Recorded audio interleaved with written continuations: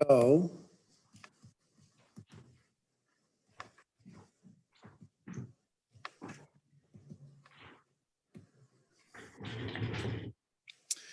it should be, the PowerPoint should now be up on your screen.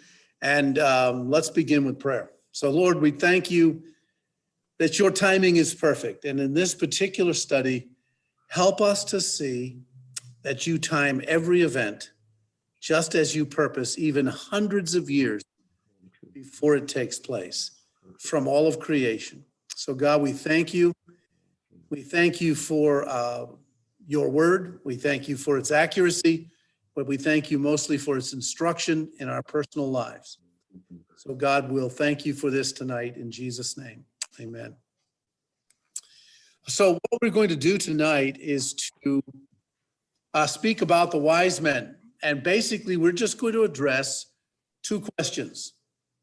And one little phrase in Matthew 2, 1 and 2.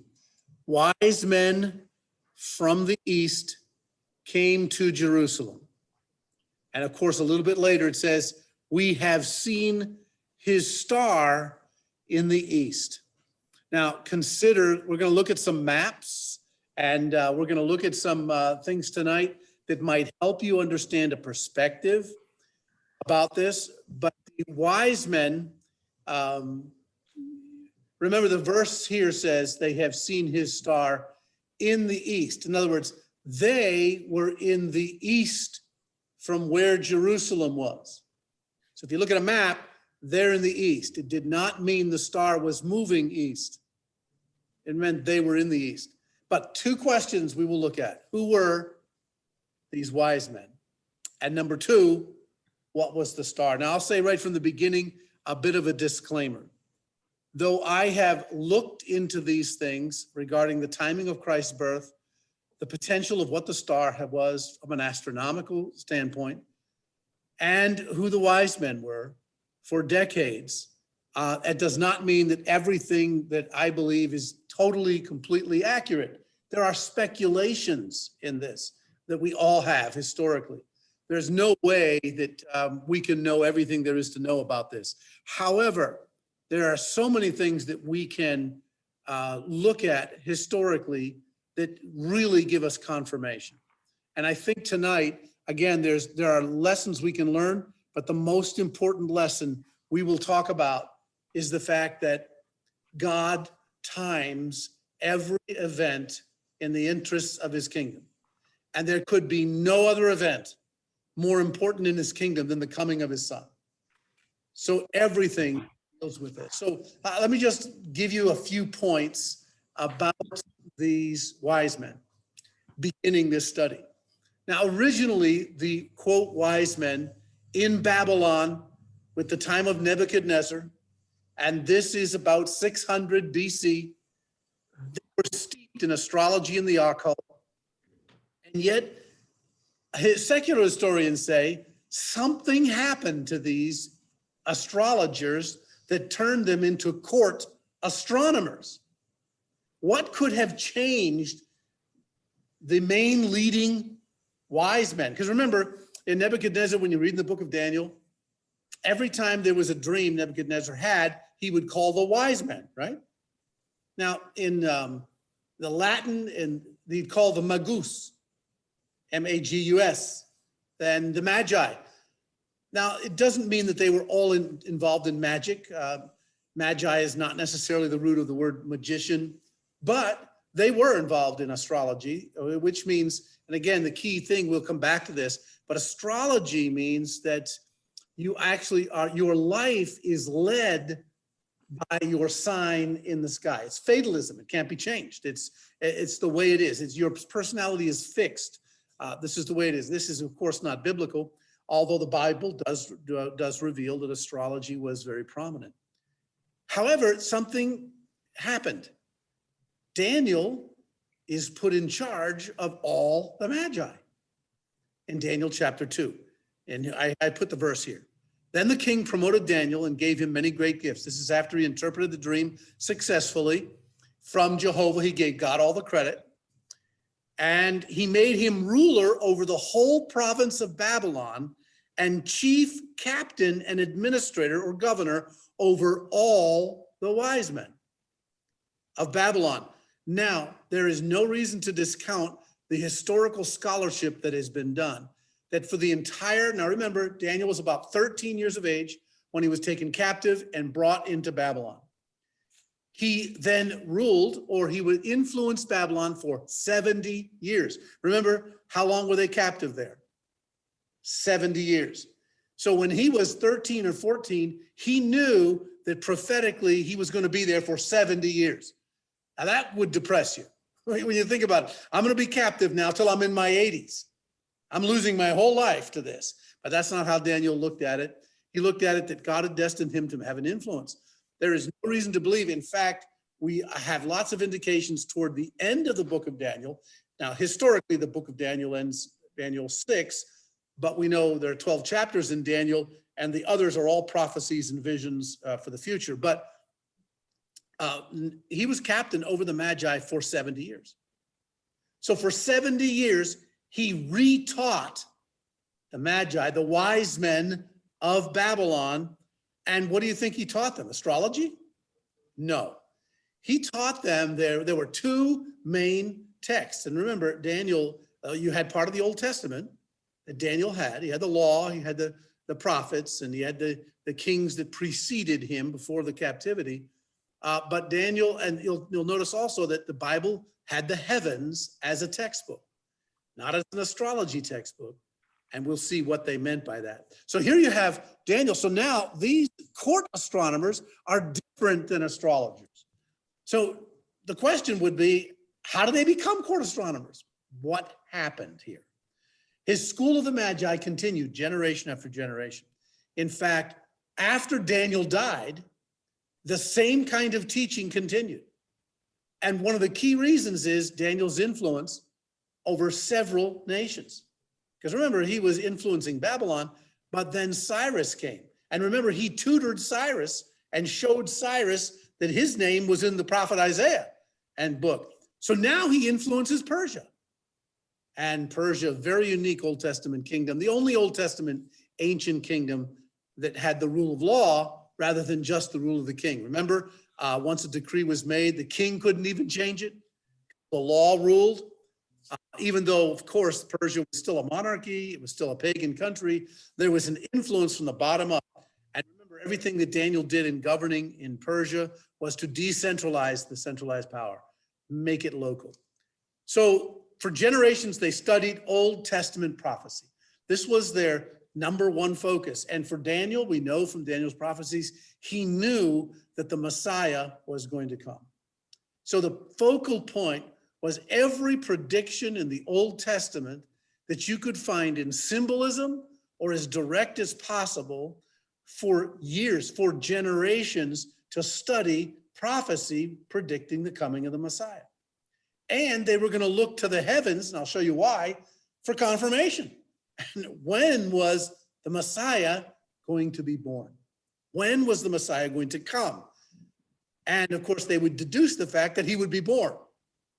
Now, many people thought the Messiah was just going to ride in, right? On a horse as a military captain and take over. But they would believe it. So the believers also knew they were believers. They were believers in Jehovah. A lot of scholars believe that by the time Jesus was born, when the wise men, and as you'll see, they always came in caravans of about 24, that they're much larger than the 3 that we have in our nativity scenes. But the idea is, by the time that happened, there were many scholars who believed that they were Jewish, either Jewish by convert or Jewish by the heritage of Daniel, that these were Jews that were captive. In fact, many believe that the part of the wise men school were some of the Jews that refused to return to Jerusalem. Remember when the return came back under Zerubbabel and Nehemiah? They did not return, but they stayed in Babylon and continued in these schools of the prophets, or the schools of the Magi, as they came to be known. But they knew the signs in the heavens and the prophecies of the Messiah's birth. And you might think, and you and I might think, gee, we don't, in the New Testament church today, I mean, the way the evangelicals church, we don't necessarily study the prophecies of the coming of Christ because it's past now. We don't spend that kind of time, but the church often spends a lot of time prophesying the second coming, but the idea is we don't do that as much. But think of the years and years of study by people who know Hebrew, who are going through the Old Testament. This was huge. Their caravan may have had 24, and of course they sought the fulfillment of Old Testament prophecy. So let's continue. So here's a little painting that is often used to look at a caravan of 24. You'll see, of course, they put the three Magi. Why do you suppose we think it's three Magi? Because of three gifts, right? And so we just assume it's three kings coming. But of course, they came in a caravan. There would have been women, their families. They would have been servants. They would have had all kinds of people. They studied two things now that were their main focus: Old Testament prophecy and the heavens. We're going to look at both. Also, the best maps, again, it's hard to say specific, hard to get it down to the mile, but it had to be at least, at the minimum, 1,000-mile journey. And you're talking with a caravan of 24. Most of the scholars I've read in the books that I've looked at, this caravan of 24 Magi who were seeking the fulfillment of Old Testament prophecy, once it got confirmed in the heavens, and they realized the time was now it was confirmed in the written word first, and then in the heavens second. If it was in reverse, we'd have astrology. But it was not that way. Think of it. Most scholars agree that this caravan of 24 people at that time period crossing that terrain from Babylon to Jerusalem was not only at least 1,000 miles, depending on what the journey would be, but they couldn't have covered more than 7 miles a day. Think about it. 7 miles a day. But think about 24 people, water, you're in the desert, you're on camels, you've got all kinds of supplies. This is at least 5 lunar months. When we say months back then, it's not the Roman calendar we have today. So you're talking a lunar month. Which is approximately 30 days. But the idea would be, wow, that's quite a journey. And you'll see the timing had to be perfect here and that's what God is. This is amazing. Can you imagine here, all these hundreds of years prior to the coming of Christ, and God is preparing generational. Daniel's long gone. But what Daniel did in 70 years was to start a school of the Magi whose goal was to study the scriptures and study the heavens.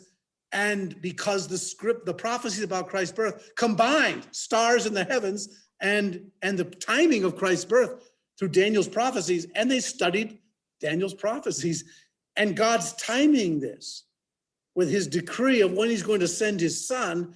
It's just absolutely amazing. And then he's timing, potentially at least, the complete rotation of the heavens to produce conjunctions in the very constellations they've been studying at the very time that Christ is born. I mean, you can't make this stuff up. Obviously, I understand. And I'd say, I have lots of friends that will say to me, oh, just cut it out. Why do you do all this study on this? It was just a miraculous star. God just put a star in the heavens, and he could have, of course, he could have. He could have just put a star in the heavens and said, here, follow this, and leading them like a flashlight all the way through, and that would have been it. And maybe that's the case. However, the more you study it and the magnificence of God, isn't the way God does. God doesn't always do things that way in my life or yours or in the scriptures.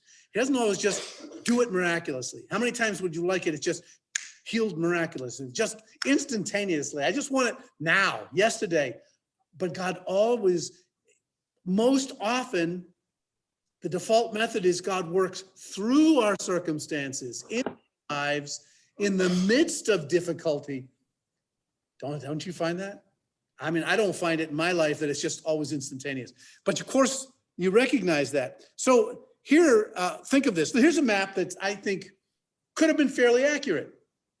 How do I know if it's totally accurate? But I can tell you this, doesn't it give you a good glimpse of this journey? Because they probably came from Babylon, the area of Persia, and do you see, if you look at the map, the wise men are in the east, right, of Jerusalem. It's in the west, and they're coming. We've seen his star in the east. In other words, we've seen the star where we live in the east. But obviously, the star is leading them west. westward leading, now proceeding, as the hymn states. So here you have them dealing with, now you see the little insert in this map, I think is pretty interesting also, which is how close Jerusalem and Bethlehem are. Remember we talked about the fact they're only 6 miles apart. Some route you could almost be close to 5 miles getting there. And of course, it lists Egypt there because that's where they escaped.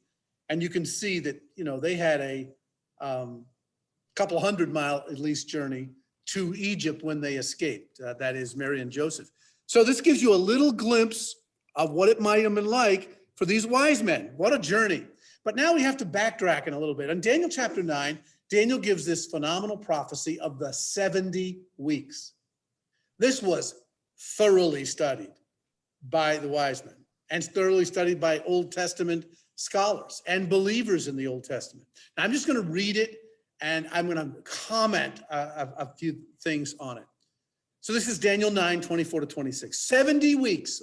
Now this is prophesied, a week is a year. Now this is 490 years, and these are solar years. These are not Roman calendar years, okay? These are solar years, so are determined for your people. So approximately 360 days, not like we have today. And for your holy city, to finish the transgression, to make an end of sins, to make reconciliation for iniquity, to bring in everlasting righteousness, to seal up vision and prophecy, and to anoint the most holy. Know therefore and understand that from the going forth of the command to restore and build Jerusalem. Now that's a specific date. That's very clear. Until Messiah the Prince, there shall be 7 weeks and 62 weeks, or 483 years. The street shall be built again, and the wall, even in troublesome times. And after the 62 weeks, Messiah shall be cut off, but not for himself. Now, in the Hebrew, this was interpreted in the Old Testament before Christ came, that there was a specific date they could begin counting by solar years for the time when Messiah would come. You can't get anything clearer than this. And I'm going to show you a chart I use to teach this, dealing with chronology. Look, if this is really the case, and you're an Old Testament believer, you're one of the Magi, you may be 3 generations from Daniel. You're in this school, you've been transformed from your former astrology and occult to a court astronomer looking for the Messiah.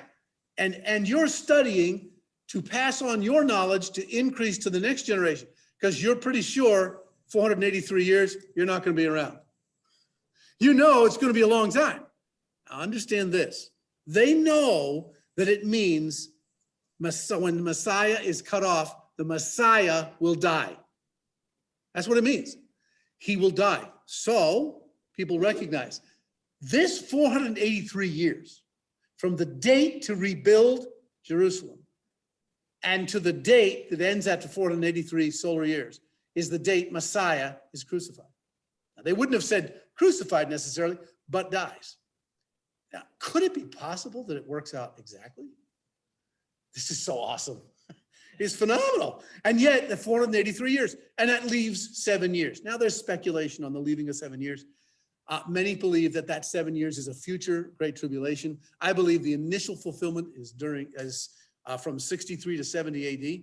And I believe that's the 7-year period of tribulation that is initially talked about, because it's to seal up iniquity. See, Jesus said that by the end of this generation, there will be no more excuse then to receive my sacrifice. If you keep sacrificing in the Jewish system, you're going to make it as if I never came. You follow me? So the 70 AD is the sealing up. But that's controversial. That's not our point tonight.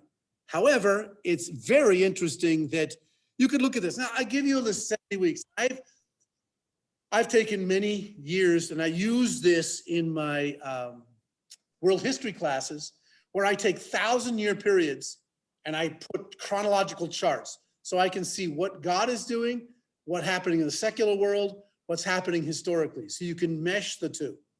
Now, this is just a glimpse of condensing this. You'll notice on the left-hand side of the chart that Josiah, around 625 BC, this is the revival just prior to the captivity, when the Jews are taken. All right, one of the individuals probably converted under the revival, we're talking about Old Testament conversion, is Josiah's family. He's only 13 years of age. He's 8 years of age when he becomes king, but 13 when he probably gets converted and starts his reform. And remember, he dies in a war, in battle, just before the Jews are all taken captive.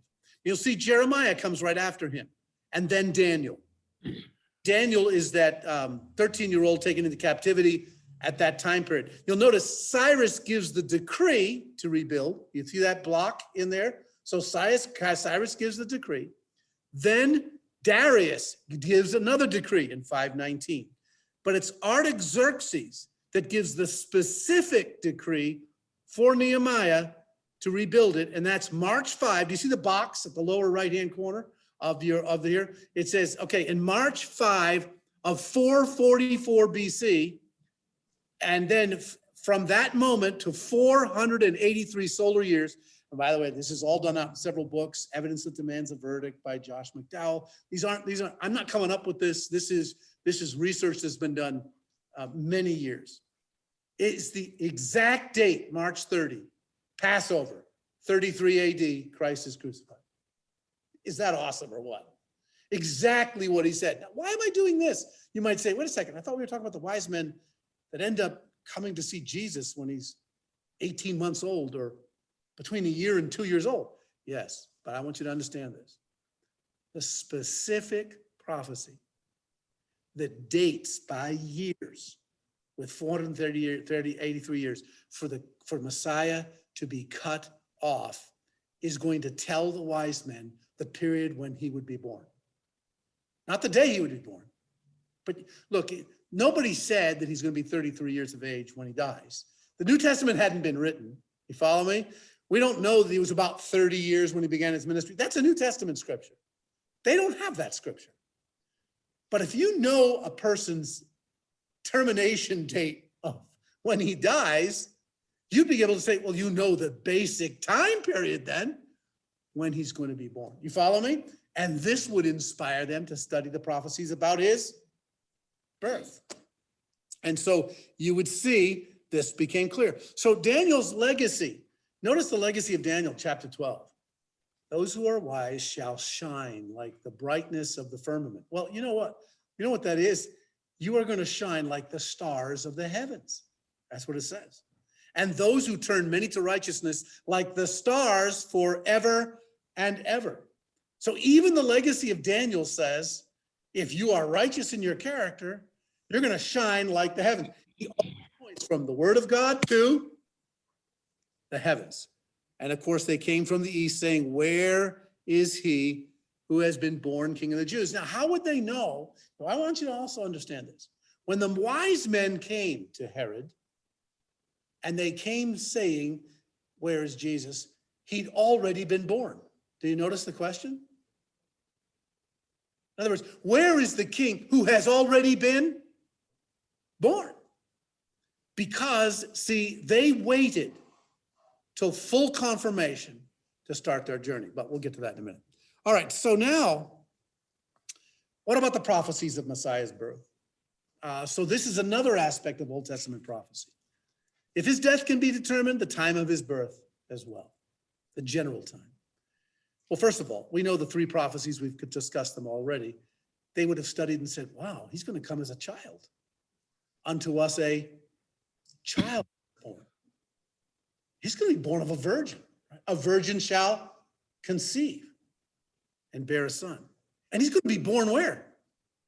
In Bethlehem. It was so well known by the time that the wise men get to Herod, he's already been born. Notice this key too. Herod says, he said to the wise men, tell me exactly when you saw that star appear. When did you get convinced that the star and the heavens? Now I'll show you. The Romans already figured out their own interpretation of that star. They saw it too. That's why I think it could be an astronomical miracle in the sense that God used the rotation of the heavens. But they had taken a secular meaning. And I'll show you what that is. Actually, they believed because it was Caesar's 25th year of his reign that he was the Prince of Peace. So you have, this is really interesting. You have the secular world celebrating the Prince of Peace as a tyrant monarch. And you have God giving birth in a stable to the Prince of Peace at the same year. 25th year of reign of Caesar Augustus, which has also happened to be the 750th anniversary of the founding of Rome. And you have Christ. I mean, it gets so complex in the sense you go, I'm glad I'm not God, because I couldn't ever time all this stuff. But the point of it is, if he can time this, and the rotation of planets and stars and constellations and prophecies and wise men, 24 in number, going over 1,000 miles through at least 5 months or longer, if he can do that, we should be able to trust him with the timing of the events in our life. We should. It isn't always easy. But they also studied Balaam's prophecy. Now, you remember Balaam? He's the guy who was a distrusted prophet. He, he's Balaam's donkey. You probably know the story. And he started to curse Israel. He was supposed to bless, and he was rebuked. And then he utters this prophecy, which everybody thought, okay, God is now speaking through him. And it's in Numbers 24. It says, a star shall come out of Jacob, a scepter rising out of Israel. Now, think about this. If you say a star shall come out of Jacob, you have to understand how these Old Testament prophets would have read that verse. They would say, they would immediately go, what constellation is Jacob in? What are we talking about here for confirmation? But wherever that star appeared, it is signifying a scepter. That's the rule of a king. A scepter rise out of Israel. That is a prophecy in Numbers 24:17 that comes up over and over again in Old Testament prophecy, that people were resting on this. Now remember, they had many years and many generations to study things in context as to how you believe something is significant of the Messiah and not just in your time. Even Zoroastrians, he's the founder of Zoroastrianism, which is a sect, and it turned into a cult and a sect years later. But the original founder was a contemporary of Daniel. And when they did that, they wrote an ancient book. And what they did was, Daniel influenced, you can't mine this, and you can't, if anybody ever gets dejected and saying, what use is my life? Daniel could have had that. Remember, 13 years of age, and then he gets a prophecy that he's going to be there for 70 years. Oh, great. I don't get to play basketball. I don't get to do anything. I'm going to be a captive in Babylon for 70 years. I'm never going to be able to get married, because none of the boys they took could ever get married. All right, never going to be married, never have children, never have a family. I'll never have a family life. My whole life has been given over. And yet he gave his heart to God, and Daniel's influence, it just never ends. He influenced Alexander the Great. He influenced, not that he was with him, but the idea, his influence was so heavy, just as this guy, Zoroastrius. This is what they put in their ancient book. It only could have come from Daniel, an influence. Messiah shall be revealed when a bright and shining star shall arise in the east. This was so clear. It was clear to them. That's a secular writing being influenced by Daniel. Judah's tribe was always associated with Leo. Now, for instance, you need to realize, and I'm going to go on a little journey here, give you a quick background. It won't do it justice, because I have a number of teachings on this, but I'll tell you this. It is amazing, because in the Old Testament time period, they did not look to the stars for astrology, for guidance or anything else. They looked at it the way the Bible illustrates it, which I'll show you. But every one of the 12 tribes had a standard. A standard meant some kind of a shield with an image on that shield, like we have a flag today. And when that was the case, and each of the 12 tribes had one of the 12 constellations as was their standard. It wasn't the constellation that was the issue. It was the symbolism of what it meant with the 12 tribes of Israel, and specifically Israel herself. And Judah's tribe was always, which Jacob was a part of, Judah's tribe was always associated with the lion of the tribe of Judah, but that's the constellation Leo. And so where would now we're making this fast and quick. We're doing a quick, simple Bible study. We're doing the easy part. We're not studying for 15 generations and going through it, but they would have immediately started, the court astronomers, examining the constellation Leo. Because to them, if a special star, something unusual, symbolized something in the constellation Leo, that's not guiding them in the sense of their life. That's going to confirm, okay, this is the time period. Now, they're going to look for that when it gets close to 483 years. Do you follow me? This is not a mystical thing. Oh, there's a strange star. Oh, this is really weird. Let's be mystical about it. And let's just go on why don't we go on 1,000-mile journey? No. They already know the time period.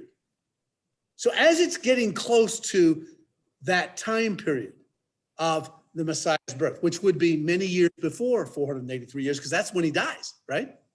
So now they've got to be looking at this and saying, wait, we've got to look at this. The wise men believed a star would arise in the constellation Leo at the time of the Messiah's birth. You follow? This will be the conclusion. We're doing the simple thing. We're coming to some conclusions here. And that's to me amazing. So what did the wise men believe? Why would we even say this? Some people get it confused and say, oh my gosh, are we teaching astrology? No.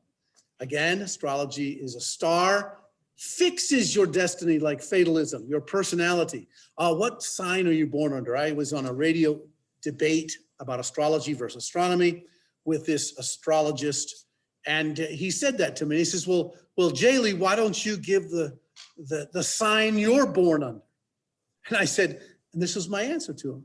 I said, are you talking about the constellation where the sun is in the months of the year today or several thousand years ago?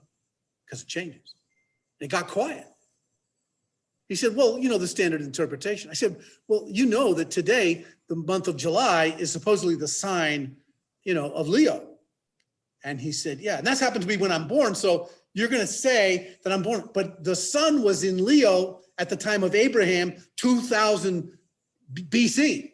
It's no longer there now. So even the astrology of saying your sign fixes your personality, it's not fixed. God used in such a way that it's off just a little bit and it keeps moving. So it's not even valid. Really just to change the whole discussion of the radio show. But the idea would be this. Look at Genesis 1:14. Let me show you biblically. This is how the reasoning may have gone. God said, I put the stars in the heavens for signs. The Hebrew word is a sign of the one to come. For seasons, days, and years.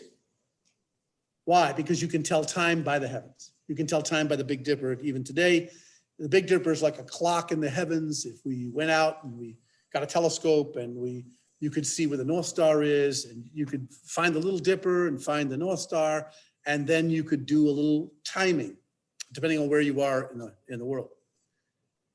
And that's okay, but this one, that's amazing, a sign of one to come. Psalm 19 said, the heavens declare the glory of God. The firmament shows his handiwork. Day unto day utters speech. Night unto night reveals knowledge. Now, this is very carefully written. If the heavens declare the glory of God. If you go on in Psalm 19, it says, he has built a tabernacle for the sun. Now, the constellations are for years from ancient times, like a bar in the heavens. It goes like this, where we are here. It's a little bit different angles where you are in the world. Wherever I've been able to travel in the world, if I'm down south, when I was in South Africa, I spent several nights in South Africa. I asked all the Bible teachers, can you give me a couple nights off? I have to examine the constellations because I'm in a part of the world and seeing something I have never seen from the Northeast. I had to see the Southern Cross. I had to see all those areas that I've been studying all these years. Well, the interesting part about it is, if this is the case, it's the path of the sun. So during the day, when you look up, and you can't look right at the sun, but when you see where the sun is in a constellation. You can't see the constellation, right? Because the sun overshadows it. The sun does that.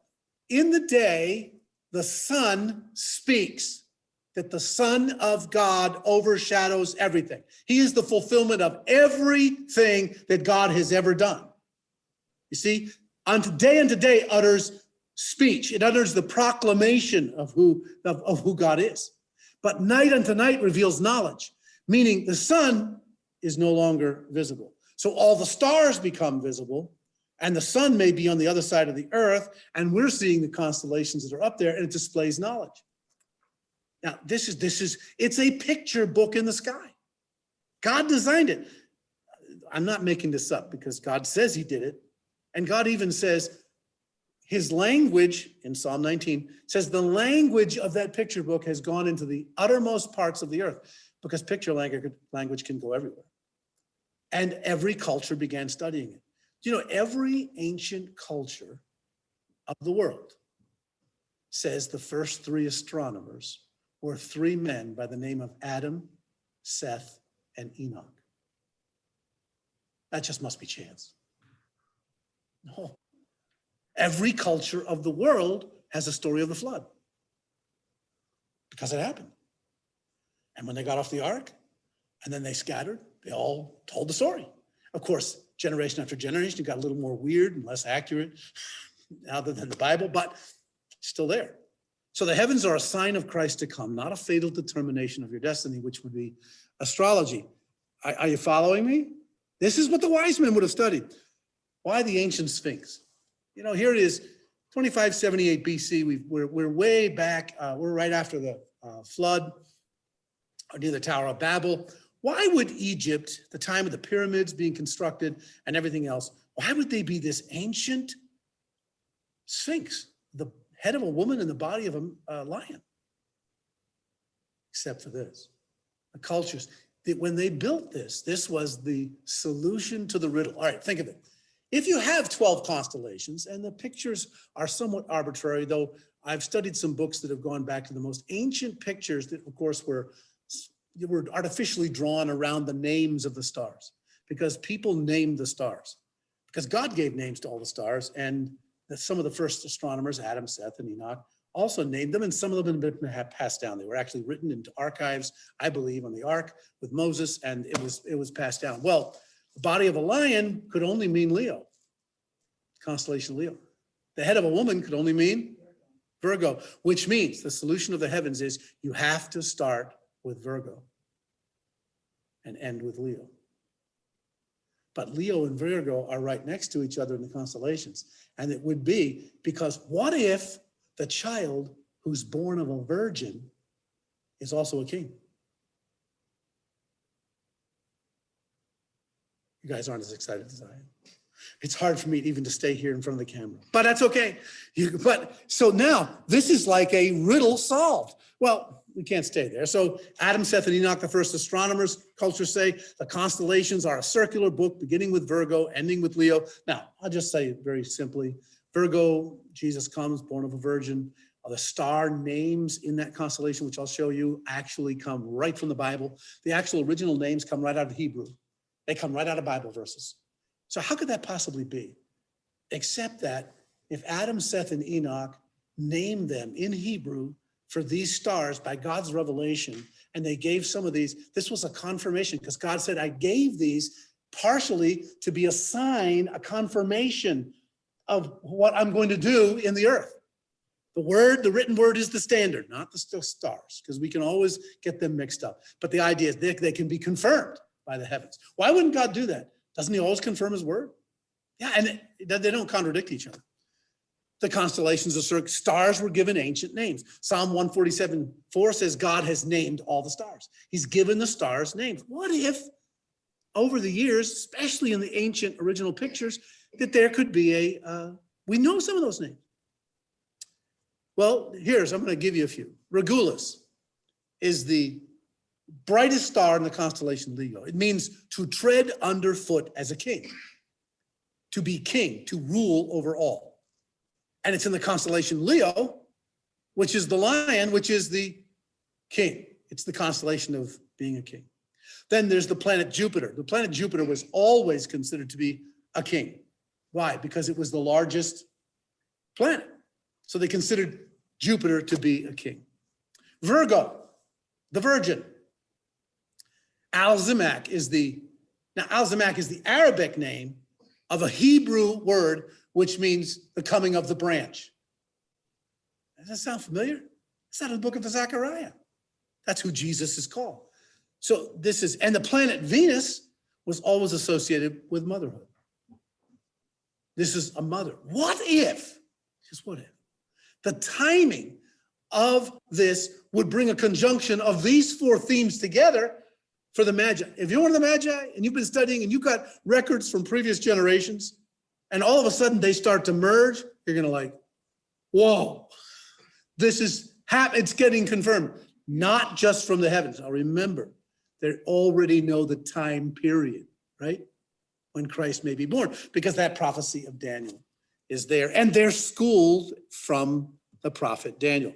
Well, let's take a look at it. This is one of the ancient pictures of the Virgo and Al-Muridin. That's the Arabic name, but it means who shall come down. In Chaldee, it was the son or the branch who comes. Can you imagine? Here's a woman, a virgin, who's holding grain and a branch. And in it, again, the picture came secondary. You follow me? The star names were given. And they're given right out of Zechariah 3:8. I will send the branch. Who is that? Jesus coming. Now, right next to Virgo is a lesser constellation. Every major constellation of the 12 has three minor ones, which enhance its meaning. This is even more brilliant. Right next to Virgo is the constellation Coma, which means the desired or longed for. Directly out of Hebrew, it's Haggai 2:7. The desire of all nations shall come. And what is the picture? What do the star names talk about? A mother with a child on her lap. You can't, it's unbelievable. This is like, are you kidding me? This is amazing. In other words, a virgin shall conceive and bear a son. In other words, the constellations, the stars were given names that reflected the revelation of God in the book. It's not the other way around. It's not the stars that dictate what's in the book. It's the book confirmed by the stars. You imagine if you're a court astronomer, you're watching Virgo. Now you're watching Leo more, but Leo's right next to Virgo. You probably don't get the fact that it's going to be a virgin conceiving, but then again, you do have the prophecy, the book. Yeah, but how is this all going to happen? It's still a mystery. And yet, this is just the backdrop. Now look at Leo. Here's the constellation Leo. And the largest, the brightest star, which I have circled there, is Regulus, meaning treading underfoot as a king. This is the Lion of the tribe of Judah. Actually, if you start with Virgo, you go all the way through, there's the Southern Cross, there's the crucifixion of Christ, there's the resurrection of Christ, the pouring out of the Holy Spirit at Pentecost, Aquarius, all the way around. I used to laugh when they used to sing the age of Aquarius from an astrological point of view. I said, since Pentecost, it's been the age of Aquarius. You just don't understand how, because it's the pouring out of the Spirit of God. All the way till Leo is the second coming. It's the consummation. But Regulus is a major star. You can see Regulus at night. If the constellation Leo happens to be up, it could not, it might not be, but if it is, you can see that. So here's the backdrop. So now here's the other question. The planet for kings was called Jupiter, and the mother planet was called Venus. Now listen, here's scientific.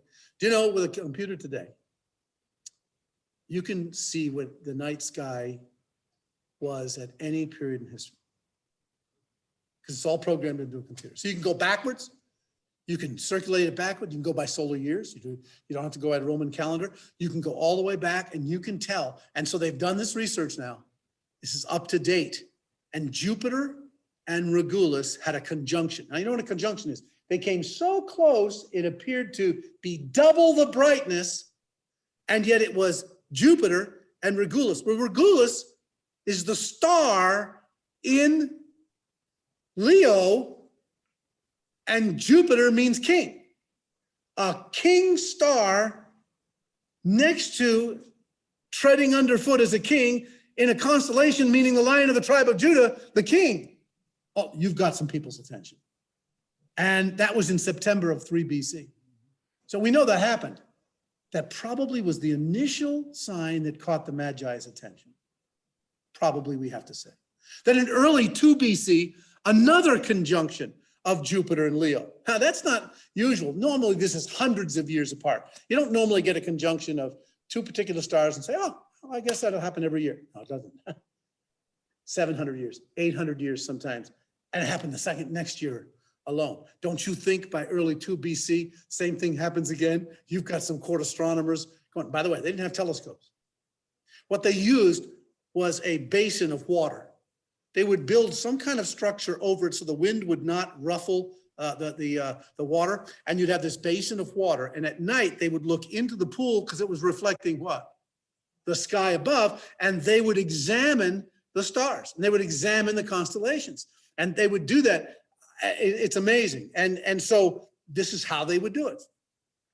So, wow, they got their attention. Then in June of 2 BC, Jupiter's retrograde motion. Now, retrograde in astronomy simply means that because of the way the heavens rotate, it can appear to us on Earth like the star goes back over the same period. It's like it goes in reverse. Retrograde motion is common, but it is not common in the sense of happening all the time, but it happens. And it appeared that to dance around Regulus for the 3rd time and then join Venus. Now, whoa. If you're already looking at this constellation, now it's like Jupiter, the planet Jupiter seems to circle Regulus and then get close to Venus. 3 stars together becoming one. Venus, motherhood. Jupiter, king. What do you think they're thinking? This is, and right next to it, the planet Virgo. The constellation Virgo. Amazing. So what do you think they possibly did? Well, here's an idea of what might happen. Regulus, Jupiter, and Venus, this is just an idea. If you were to take a telescope, they would appear as far apart as that little box that you see there. But if you were just looking, it would appear. Notice how bright the star to the lower right is in that picture? That's Jupiter and Venus. You wouldn't even know they were 2 unless you put a telescope up. You follow me? But if you're an astronomer, you've been mapping them getting closer. You follow me? And you're like, oh, wow, that's amazing. Because Jupiter, the king, Venus, the mother, a mother is birthing a king. To a trained court astronomer in Jewish prophecy, a Jewish king was to be born of a virgin, the fulfillment of biblical prophecy. This is probably the kind of sky they may have, I have to say probably, they may have seen. I have specific questions for Adam, Seth, and Enoch. I want a conference in heaven, in a heavenly condo someplace, to find out what I've missed. But anyway, I'll find 1,000 things I've missed. All right, now, that's interesting. So now, the Magi began their journey when they saw the star in the east. I believe the timing of the events was such that the Magi did not start a 1,000-mile journey with 24 people packing up supplies at the first conjunction. I don't think so. I think they did it at the 3rd confirmation. But who knows? They would have taken at least 5 lunar months, as we have said. You could say due to retrograde motion, they've done an astronomical study at the time of Christ's birth now. And assuming they'd have some assumptions, but I showed you there's some evidence Christ would have been born in late December, and that there was one astronomer I've read, and it's been confirmed by others, that due to retrograde motion, the star could have appeared over Bethlehem to have stayed there, the conjunction, for 6 days. That would have gotten people's attention. A lot of shepherds and a lot of others. And of course, that's in Bethlehem. In Rome, of course, the star was interpreted to honor the 750th year of Rome's founding and Caesar Augustus's 25th year as the Prince of Peace. You can see this painting of this conference. One of the Magi is there, and you can imagine Herod and the others, and they're saying, what? Wait a minute. This supposed to be a military leader. No.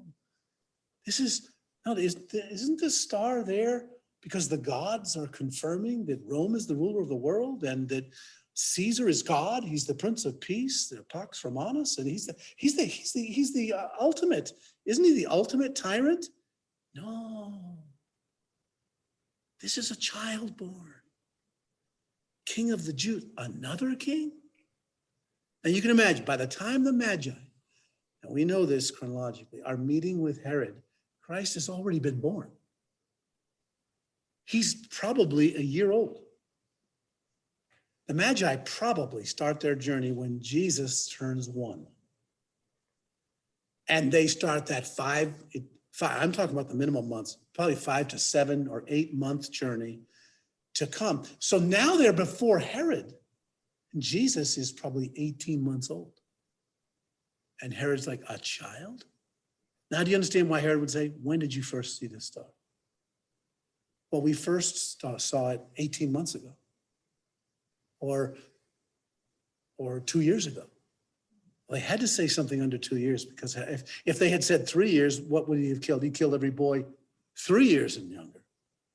Instead, it was 2. And up to 20 people died based on the population of Bethlehem at the time. Now, interesting, because we'll bring this to a close and then open it up for any questions or comments. So after Joseph, Mary, and Jesus had moved into a home in Bethlehem, remember, Joseph grew up in Bethlehem. That was his home city. He knew people there. He would have known individuals. He had not been gone that long. And he would have recognized people there. Someone probably may have taken him into his home. They may have gotten their own house. He probably set up a business in Bethlehem. And you know what? With all the scandals they left in Nazareth, they probably weren't interested in going back there anytime soon. They probably would stay in Bethlehem. But the Magi would have met Jesus when he was 18 to 24 months old. But of course, soon after the Magi actually came, and I hunt, by the way, for paintings and old pictures that actually have the child looking about the age that they were, rather than the misconstrued ones. And of course, they would have left for Egypt, wouldn't they, before Herod's act would have been brought forward. So whether God miraculously formed the star or providentially used the timing of astronomy, the birth of Christ teaches us he sovereignly times all events in the interests of his kingdom. And of course, if God can time the planets and stars, it's wise for us to trust his planning. I agree. It could have just been a miraculous star, but God's miracles show mostly in the timing of events in our life. Think about this for just a moment. Isn't it amazing that if you think about this, you think about the fact that who we are in God, God is timing everything in our life right now, and we're not noticing most of it. I'm convinced I do not notice. I get upset. This doesn't go by my time frame. I'm up. Why hasn't this happened in my life? What's going on? I don't see the big picture. He does. And that makes all the difference. Amen?